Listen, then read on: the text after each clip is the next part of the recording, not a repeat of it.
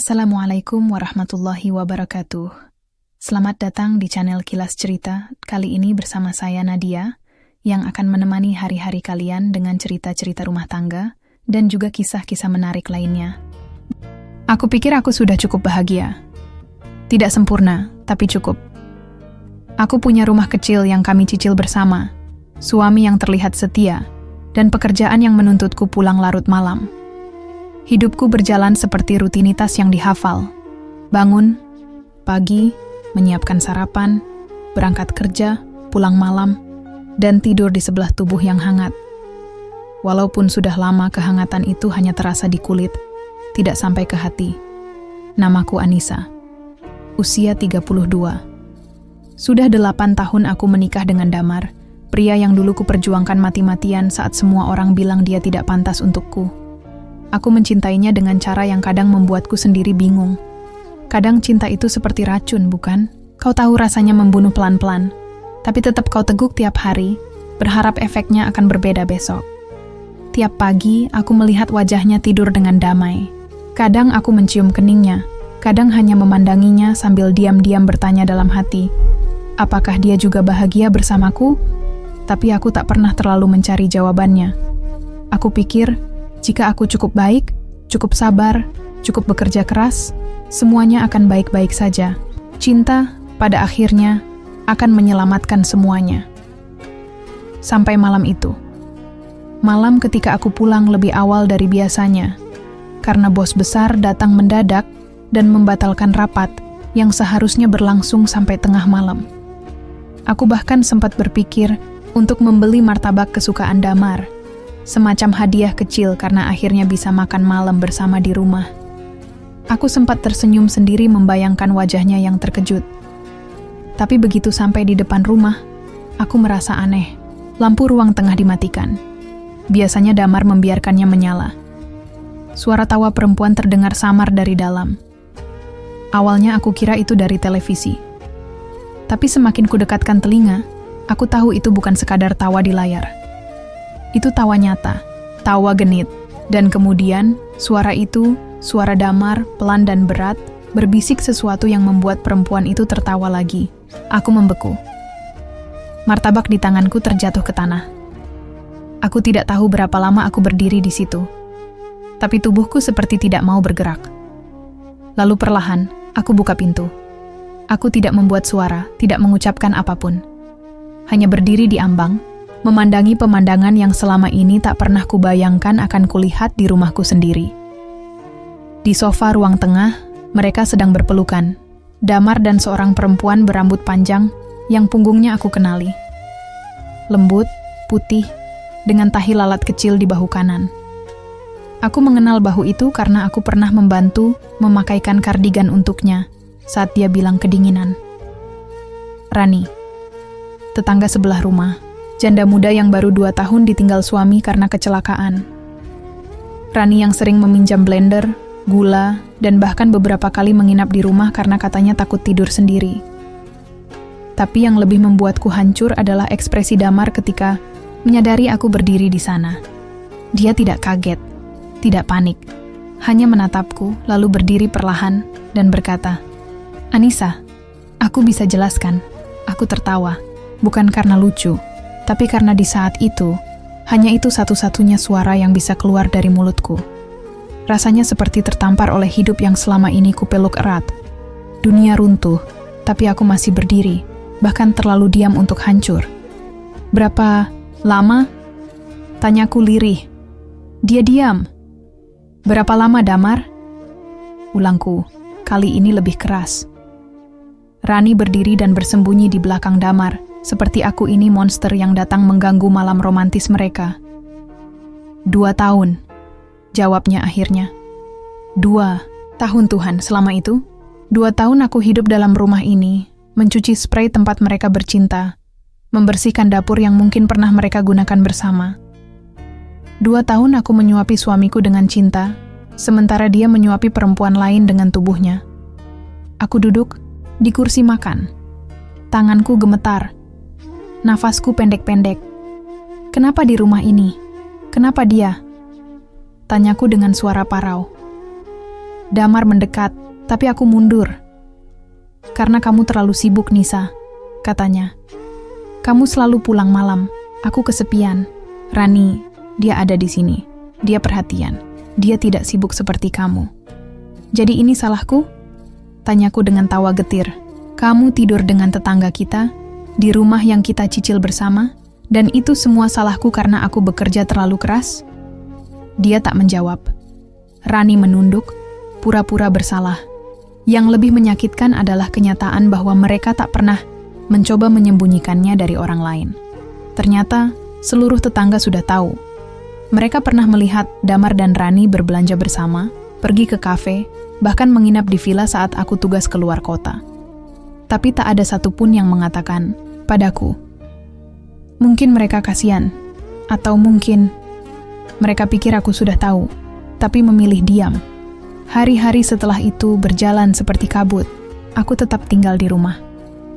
Bukan karena aku memaafkan, tapi karena aku butuh waktu untuk memahami betapa bodohnya aku. Aku mengamati mereka dari jauh.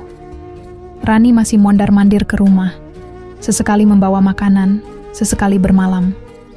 Damar tidak lagi berusaha menjelaskan. Mungkin dia pikir aku akan menyerah dan pergi, tapi aku tidak pergi. Aku ingin melihat sejauh apa mereka berani. Aku ingin melihat apakah laki-laki yang kutulis namanya di buku nikah akan benar-benar menggantikan peranku dengan perempuan yang setiap malam kuanggap saudara. Lucunya, mereka tetap sopan padaku. Masih menyapa, masih bertingkah seolah tidak ada yang berubah. Tapi setiap kali Damar masuk ke kamar dan tidur di sampingku, aku tahu tubuhnya sudah tak sepenuhnya milikku. Dan entah kenapa, aku tidak bisa menangis. Tangisku sudah habis. Aku hanya istri di KTP, pikirku. Di atas kertas, kami suami istri. Tapi dalam kehidupan nyata, aku hanyalah hantu di rumahku sendiri. Dan setiap malam aku tidur di sebelah tubuh yang bukan lagi untukku. Setiap pagi aku menyiapkan sarapan untuk 2 orang. Satu di antaranya bukan aku. Setiap hari aku belajar membenci diriku sendiri karena membiarkan semua ini terus berjalan. Tapi bukan karena aku lemah. Aku hanya menunggu saat yang tepat untuk mengembalikan semuanya kepada tempatnya. Termasuk harga diriku yang selama ini kutukar dengan kata sabar. Dan saat itu akan datang. Aku tahu. Satu hal tentang perempuan yang terluka. Dia tidak selalu menangis. Kadang dia diam, tapi pikirannya berjalan. Dan ketika waktunya tiba, tidak ada yang bisa menghentikan badai yang sudah terlalu lama ditahan. Aku bukan lagi Anissa yang 8 tahun lalu. Aku adalah istri di KTP, ya. Tapi aku juga perempuan yang tahu kapan harus pergi dan kapan harus membakar rumah ini sampai dasar-dasarnya. Dan malam itu hanya permulaan. Dan malam itu hanya permulaan. Aku tidak tidur. Malam itu aku duduk di tepi ranjang, memeluk lututku sendiri, menatap suami yang lelap di sebelahku, tanpa rasa bersalah sedikit pun. Nafasnya teratur. Matanya terpejam damai, seolah hari ini hanyalah Selasa biasa. Bukan hari ketika ia secara resmi menampar harga diriku dengan fakta yang terlalu kejam untuk dicerna dalam satu malam. Sampai detik ini pun dia belum minta maaf. Dia bahkan tidak takut aku akan meninggalkannya. Mungkin karena dia tahu aku tak punya tempat lain untuk pergi. Pagi harinya aku bangun lebih dulu. Kusibukkan diri di dapur, memasak sarapan favoritnya, nasi goreng pedas dengan telur setengah matang. Tanganku begitu tenang saat mengiris bawang, padahal dalam kepala aku membayangkan menekannya lebih keras. Bukan pada talenan, tapi pada lehernya. Saat Damar keluar dari kamar, menguap dan duduk di meja makan seperti biasa, aku menyapanya dengan senyum paling manis yang bisa kubentuk. Selamat pagi. Dia menatapku sebentar, tampak heran. Tapi hanya sebentar. Lalu ia tersenyum kecil dan membalas, "Pagi." Tak ada rasa bersalah. Tak ada rasa canggung. Seolah malam kemarin tidak pernah terjadi. Seolah aku bukan perempuan yang melihat suaminya memeluk perempuan lain di ruang tamunya sendiri. Selama 2 minggu ke depan, aku menjalani hidup seperti boneka yang diprogram untuk berfungsi normal. Aku bekerja, memasak, mencuci, bahkan masih sempat menemani ibu tetangga sebelah yang sakit diabetes. Tapi di balik semua rutinitas itu, aku sedang mengumpulkan potongan-potongan kebenaran yang selama ini kusepelekan. Aku mulai bertanya pada tetangga-tetangga, tidak langsung, hanya dengan basa-basi ringan. "Bu, Rani kelihatan bahagia ya sekarang. Keluar rumahnya makin sering," kataku suatu sore pada Bu Lilis, tetangga di ujung gang. "Oh iya, dia sama Mas Damar itu cocok banget kelihatannya." Maksudnya? Mereka sering bareng kemana-mana. Ibu kira kamu sudah tahu. Tersenyum. Itu yang kulakukan setiap kali aku mendengar kalimat-kalimat seperti itu. Tapi di dalam, hatiku seperti digerogoti rayap, lambat tapi pasti. Lalu suatu malam, ketika Damar bilang akan rapat malam di kantor, aku menunggu. Bukan di rumah, tapi di mobilku yang kuparkir di ujung jalan. Lampu rumah mati, tapi aku tahu itu cuman kamuflase. Tepat pukul 9 malam, aku melihat Rani masuk ke rumah. Tidak mengetuk, tidak ragu, seperti biasa. 10 menit kemudian, lampu kamar tidur kami menyala. Tanganku meremas setir. Napas tertahan di tenggorokan. Aku bisa saja turun saat itu juga, menghantam pintu, berteriak, menampar. Tapi tidak. Mereka ingin drama? Aku akan beri drama. Tapi bukan malam ini. Beberapa hari kemudian, aku pura-pura keluar kota untuk pelatihan kantor. Kusuruh Damar antar aku ke stasiun, lengkap dengan koper dan tiket palsu yang kuprint dari komputer kantor. Begitu dia pulang, aku kembali. Diam-diam, ku minta bantuan Nita, sahabat lamaku, untuk menjemputku di seberang perumahan. Kami masuk dari pagar belakang, melalui kebun kecil milik Pak Seno yang sering kosong. Nita merekam segalanya di ponselnya, seperti yang sudah kami rencanakan. Pintu belakang tidak terkunci. Saat aku membuka pelan-pelan, suara musik dari kamar terdengar samar. Musik romantis. Kukira aku akan menangis saat melihat mereka lagi. Tapi, ternyata tidak. Aku hanya diam. Berdiri di ambang pintu kamar tidurku sendiri. Di dalam Damar dan Rani sedang tertawa. Rani memakai baju tidurku, yang dulu kubeli di hari ulang tahun pernikahan kami yang kelima. Damar sedang memijat bahunya. Mereka tidak sadar aku berdiri di sana. Tidak sampai aku membuka mulut. Nyaman ya? Dua kepala itu menoleh bersamaan. Seketika tubuh Rani menegang. Damar melompat dari tempat tidur. Mulutnya terbuka, tapi tak ada suara keluar. "Nisa, kamu..." "Jangan mulai dengan kamu bisa jelaskan," potongku tajam. "Kamu sudah bilang itu 2 minggu lalu." Rani buru-buru menarik selimut. Seperti itu bisa menyembunyikan dosa yang sudah telanjang bulat di depan mataku. "Berapa kali kalian melakukan ini di sini? 10? 20? Tak ada jawaban. "Nita," panggilku pelan. Dari balik pintu, Nita masuk, mengangkat ponselnya tinggi.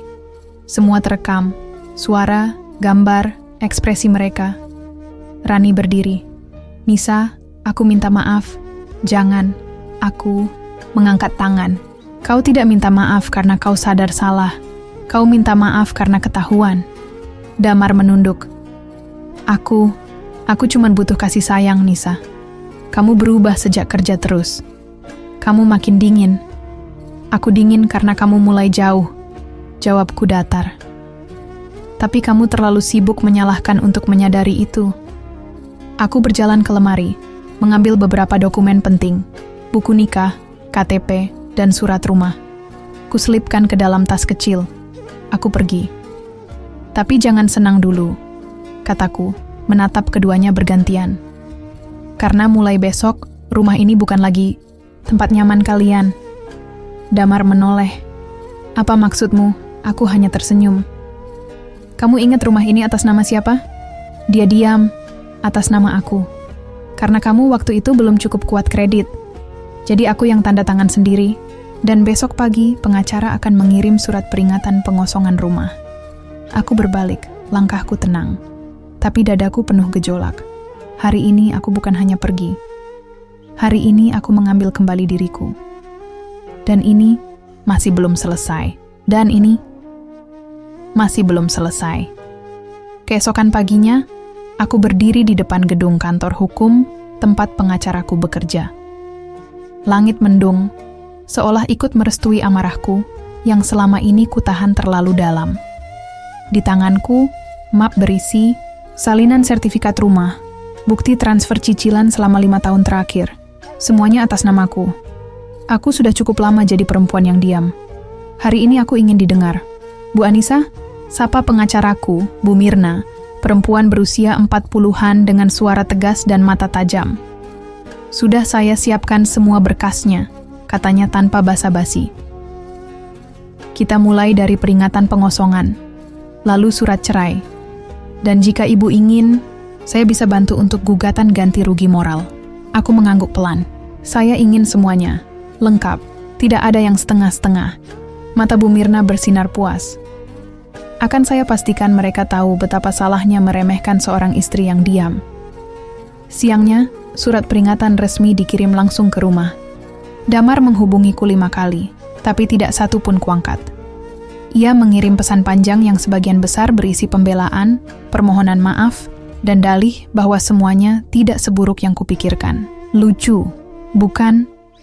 Bagi lelaki seperti dia, pengkhianatan adalah kesalahan kecil. Tapi bagi perempuan yang setia, itu adalah kehancuran yang tak bisa dibangun ulang.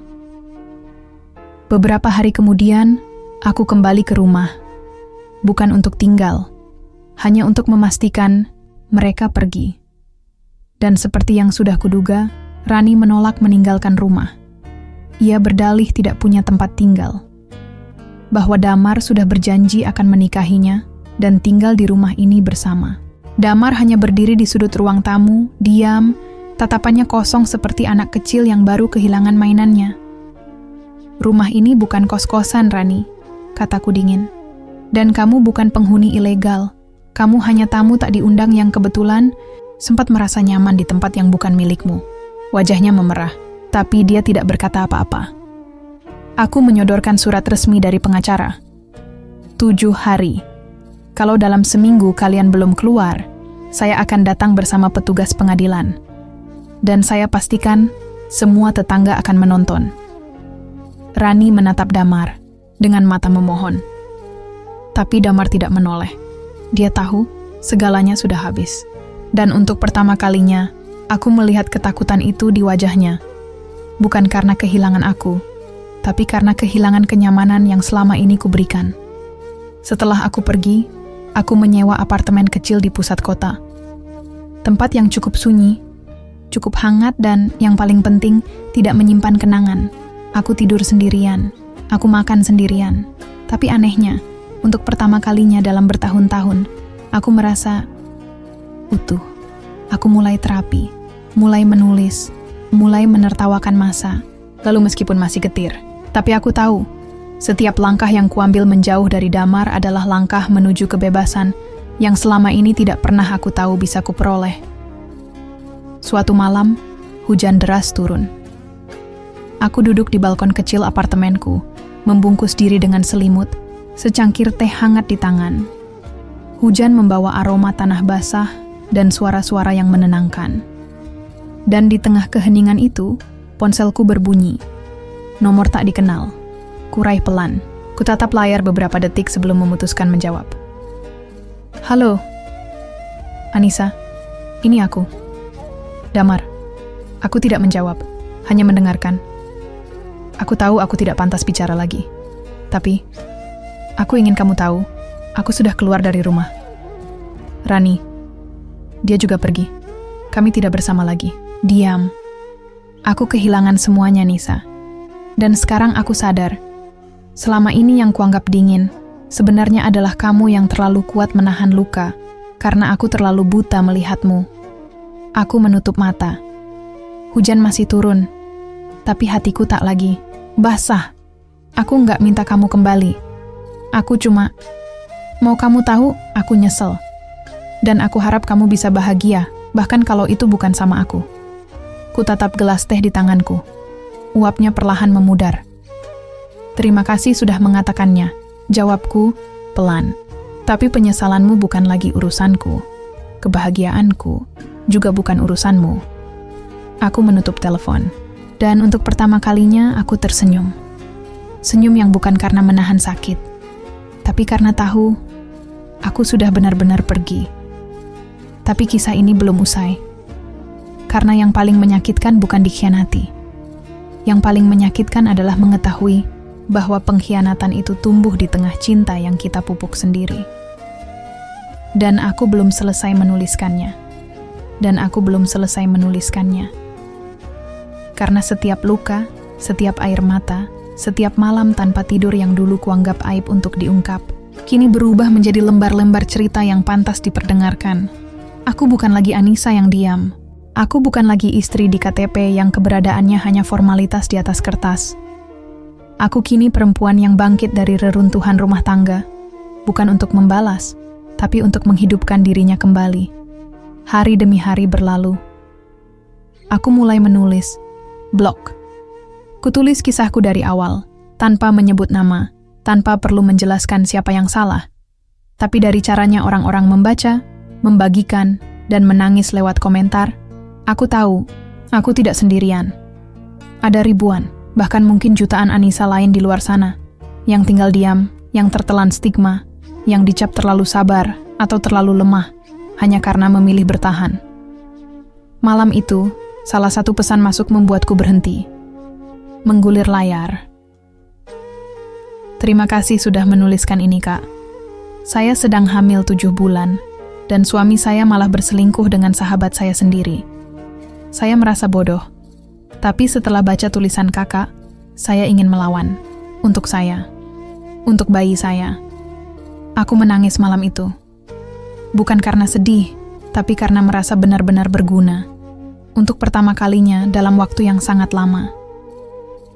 Aku mulai diundang ke podcast, seminar, bahkan komunitas perempuan penyintas, kekerasan emosional. Mereka menyambutku bukan sebagai korban, tapi sebagai saksi hidup dari keberanian yang lahir karena keterpaksaan. Dan saat aku kira semuanya sudah tenang, masa lalu kembali mengetuk pintu. Hari itu hujan rintik. Aku baru pulang dari sesi wawancara dengan salah satu media perempuan nasional. Begitu membuka pintu apartemen, kulihat amplop putih tergeletak di bawah. Tanpa pengirim, ku keluarkan isinya. 1 foto, 1 tulisan tangan. Di foto itu tampak Damar duduk di teras rumah kami dulu, sendirian. Wajahnya pucat, lebih kurus dari terakhir kulihat. Di belakangnya, tembok rumah sudah dicat ulang, tapi masih tampak bercak-bercak bekas jamur dan retakan di beberapa sisi. Tulisan tangannya ringkas. Rumah ini bukan milik kita lagi, tapi setiap sudutnya masih memanggil namamu. Aku harap kamu bahagia, Nisa. Kalau suatu hari kamu kembali, bahkan hanya untuk lewat, tolong, jangan lupakan aku sepenuhnya. Aku membaca ulang kalimat itu 3 kali, lalu kertasnya kubakar. Bukan karena aku marah, tapi karena aku tahu, setiap kalimat yang masih membuatku ragu harus dimusnahkan. Aku tidak bisa membiarkan simpati membunuh kebebasan yang sudah kuperjuangkan dengan darah dan air mata. Seminggu kemudian, saat sedang menjadi pembicara di sebuah forum komunitas, seorang perempuan muda mendekatiku setelah acara. "Maaf, Kak, boleh bicara sebentar?" Tanyanya gugup. Aku mengangguk, tersenyum. Dia memperkenalkan diri. Namanya Ayu. Usianya belum genap 30, tapi ada gurat letih di matanya yang jauh lebih tua dari usianya. "Saya istri kedua," katanya tanpa basa-basi. "Tapi saya juga perempuan yang dikhianati." Aku mengerutkan dahi. "Suami saya menikahi saya secara siri," katanya istri pertamanya. "Nggak tahu. Tapi beberapa minggu lalu, saya tahu ternyata dia juga punya perempuan lain. Dan rumah yang kami tempati sekarang, dulunya adalah rumah istri pertamanya." Aku diam. Dadaku mendadak berat. Ayu melanjutkan, "Saya tahu saya salah. Tapi saya juga tahu, saya bukan satu-satunya pelaku. Saya cuma perempuan bodoh yang jatuh cinta pada laki-laki yang terlalu pandai bicara manis." Mataku mulai panas. Kalimat itu terlalu familiar. "Kalau saya ingin keluar, Kak," Ayu menatapku lurus. "Apa saya masih pantas diberi kesempatan?" Aku meraih tangannya pelan. "Kamu akan dihukum banyak orang karena statusmu. Tapi bukan itu yang menentukan masa. Depame. Kalau kamu benar-benar ingin berubah, kamu berhak atas kesempatan kedua, seperti semua orang." Dia menangis di pelukanku malam itu. Dan entah kenapa, aku juga ikut menangis. Bukan karena aku lemah, tapi karena akhirnya aku mengerti satu hal yang butuh waktu lama untuk kusadari. Kadang, pengkhianatan bukan hanya soal siapa yang disakiti, tapi juga siapa yang tertipu. Dan aku tak akan membiarkan diriku jadi korban 2 kali. Belum selesai. Karena kisah ini bukan tentang balas dendam, ini tentang bagaimana luka bisa tumbuh jadi sayap. Dan aku akan terus menuliskannya, sampai dunia tahu bahwa jadi perempuan kuat tak harus tanpa air mata. Asal kita tahu kapan waktunya berhenti menangis dan mulai berjalan. Dan aku akan terus menuliskannya, sampai dunia tahu bahwa jadi perempuan kuat tak harus tanpa air mata. Asal kita tahu kapan waktunya berhenti menangis dan mulai berjalan. Tapi tak semua perjalanan bisa ditempuh dengan kaki yang utuh. Kadang, luka-luka lama yang belum sepenuhnya sembuh, tiba-tiba robek kembali. Dan malam itu, robekannya terlalu dalam. Pukul 2 dini hari. Aku baru saja mematikan lampu ruang tamu apartemen. Saat aku hendak masuk kamar, ponselku berbunyi. Nomor tak tersimpan. Tapi entah kenapa, dada kiriku langsung sesak. Kuangkat dengan ragu. Suara di ujung sana berat, gugup, dan patah. Bu Anissa, ini dari rumah sakit. Maaf mengganggu malam-malam, tapi kami dapatkan nomor ibu dari kontak darurat di dompet pasien atas nama Damar Ariski. Aku terpaku. Mulutku kering. Dunia berhenti berputar. Dia kecelakaan, dan saat ini dalam penanganan intensif. Butuh waktu beberapa detik sebelum aku bisa mengucap, "Saya akan ke sana sekarang." Kupacu mobil di bawah hujan gerimis yang mengguyur, seolah semesta ingin menghapus sisa-sisa dendam yang masih tertinggal dalam dadaku. Perjalanan ke rumah sakit terasa seperti kembali menyusuri lorong masa lalu yang selama ini kuputus dengan paksa. Di ruang IGD, aku menemukan Damar terbaring pucat, selang oksigen menutupi wajahnya. Wajah yang dulu kuhafal seperti garis telapak tanganku sendiri, kini tampak asing, rapuh. Dokter menghampiriku. Kondisinya stabil tapi tulang bahunya retak. Dia jatuh dari motor dan sempat tak sadarkan diri. Aku hanya mengangguk, tak tahu harus berkata apa. Setelah diperbolehkan menjenguk, aku duduk di kursi kecil di samping ranjangnya. Detik-detik berlalu dalam diam. Lalu perlahan, matanya terbuka. Dan untuk pertama kalinya setelah semua yang terjadi, dia memandangku bukan dengan wajah lelaki yang takut kehilangan rumahnya, tapi seseorang yang sadar bahwa rumah yang ia hancurkan dulu tak bisa ia bangun kembali. "Nisa," suaranya serak, nyaris tak terdengar. Aku diam. Aku kira kamu nggak akan datang. Kalau aku tak datang, suaraku pelan, aku tak lebih baik dari kamu. Dia menutup mata. Air bening meluncur dari sudutnya. Tapi aku tetap diam. Hati ini masih belajar mengerti. Belum sepenuhnya memaafkan, tapi juga tak ingin terus membawa beban yang sama. "Aku mimpi kamu tadi malam," bisiknya lemah. "Kita duduk di ruang tamu. Tapi kamu nggak bicara apa-apa. Kamu cuma menatapku, lalu pergi. Dan rumah itu runtuh begitu saja." Aku menarik napas panjang. Itu bukan mimpi, Damar. Itu peringatan. Kami sama-sama terdiam. Beberapa menit kemudian, aku berdiri. Mengambil tas, mengenakan jaket. "Aku sudah datang. Aku sudah lihat kamu baik-baik saja. Itu cukup." Damar mencoba mengangkat tangan, menahanku. Tapi tubuhnya terlalu lemah. Seperti semua alasan yang dulu pernah ia gunakan untuk menyakitiku. "Aku masih sayang kamu," katanya lirih. Aku berhenti di depan pintu, menoleh pelan.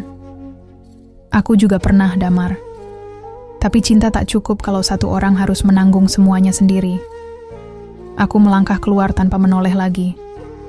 Tangisku pecah di lorong rumah sakit.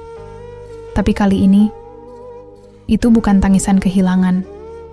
Itu tangisan pamit. Pamit dari segala luka yang selama ini kukira harus kutanggung sendirian. Pamit dari bayangan masa lalu yang terus menahanku untuk berjalan ke depan. Pamit dari seseorang yang pernah jadi rumah, tapi tak pernah belajar menjaga pintunya tetap tertutup untuk perempuan lain. Beberapa minggu setelah itu, aku menerima undangan seminar nasional. Aku akan berbicara tentang kekuatan perempuan dalam menghadapi trauma dan pengkhianatan. Tapi malam, sebelum berangkat, aku duduk lagi di meja kecilku, menatap laptop yang terbuka. Judul file baruku, Rumah yang Tak Lagi Kupanggil Pulang. Dan di bawahnya, kutulis satu kalimat pembuka. Ini kisah tentang perempuan yang sempat dianggap hanya istri di KTP. Tapi justru dari luka itulah, ia belajar menjadi perempuan yang tak bisa lagi dikotak di selembar dokumen. Tanganku mulai menari di atas keyboard. Aku menulis bukan lagi untuk menyembuhkan diriku sendiri, tapi untuk semua perempuan yang merasa sunyi di rumah mereka sendiri. Untuk semua yang pernah dikhianati, tapi masih berdiri. Dan kali ini, aku tak akan berhenti menulis. Karena setiap kalimat yang kutoreh adalah bekas luka yang akhirnya berubah menjadi cahaya. Karena setiap kalimat yang kutoreh adalah bekas luka yang akhirnya berubah menjadi cahaya. Dan cahaya itu kini menuntunku ke tempat yang tak pernah kuduga.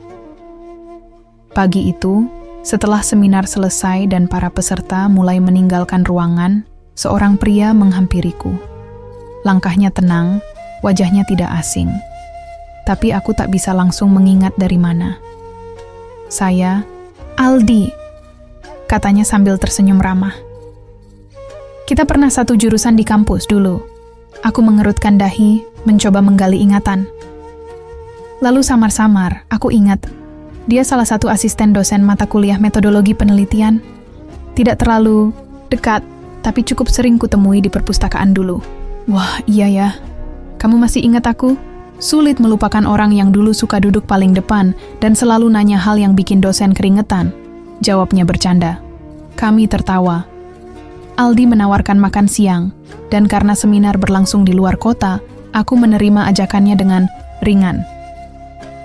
Kami mengobrol lama di sebuah kafe kecil, membicarakan hal-hal seputar dunia kerja, trauma, bahkan hubungan yang kandas.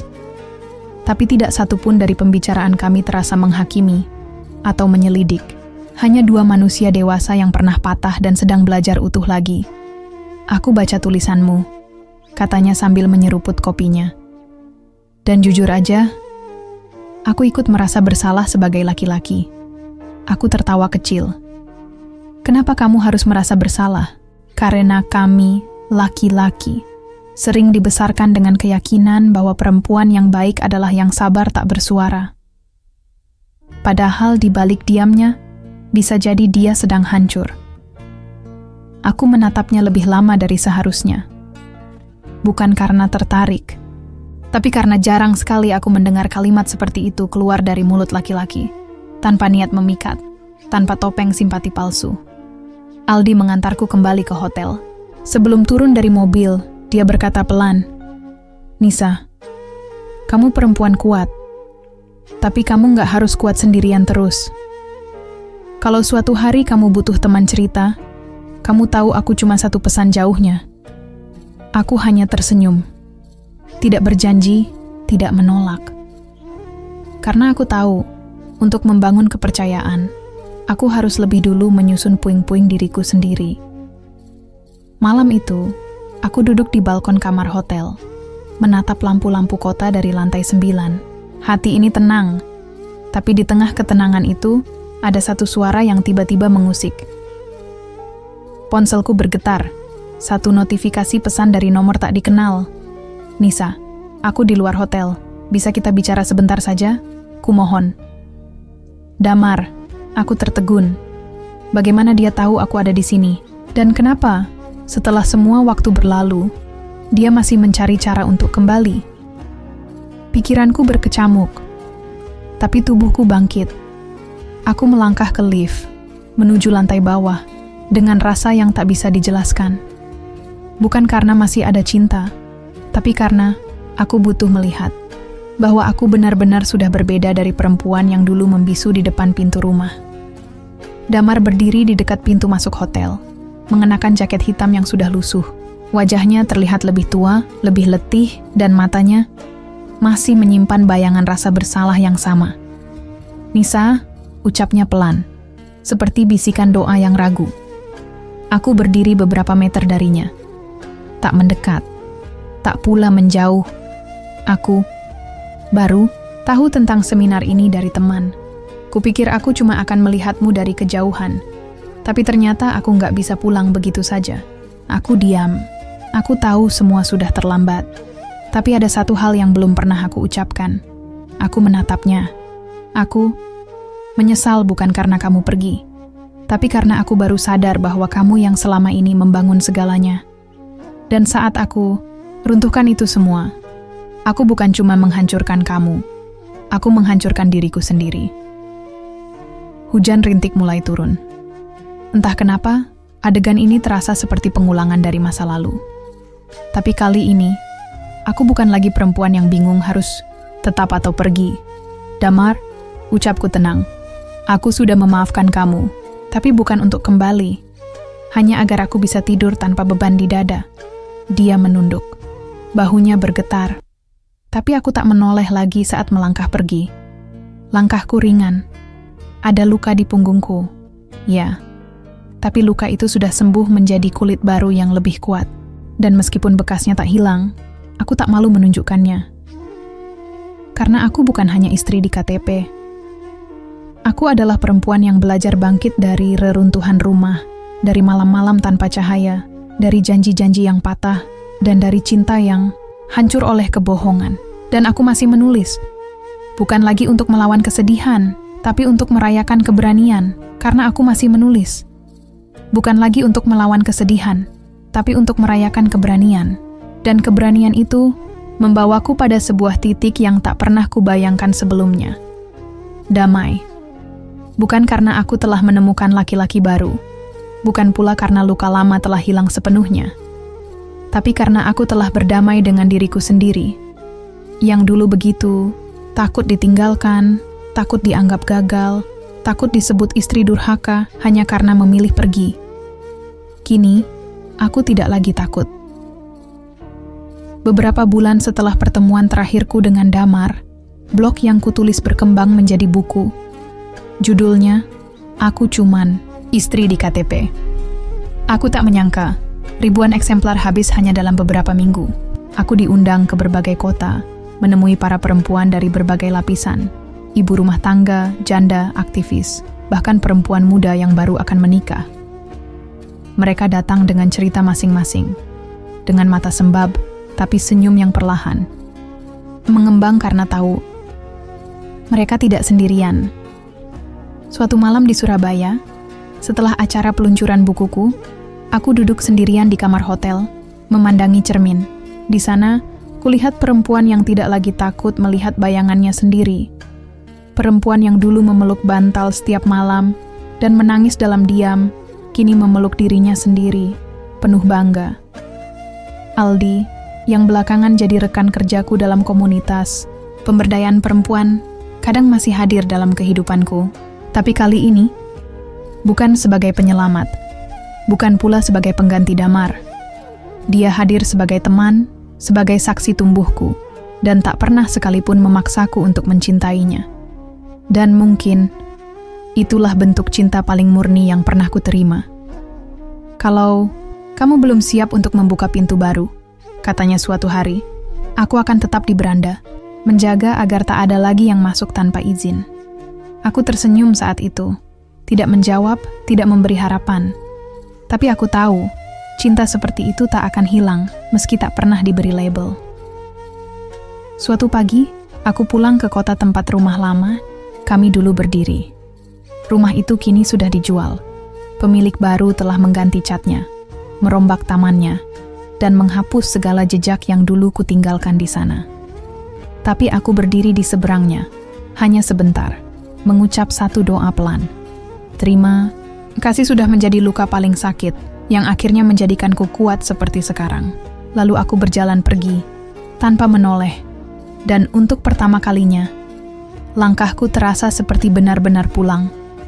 Pulang ke dalam diriku sendiri, bukan sebagai istri di KTP, bukan sebagai korban, tapi sebagai perempuan yang memilih bertahan untuk dirinya sendiri dan menang.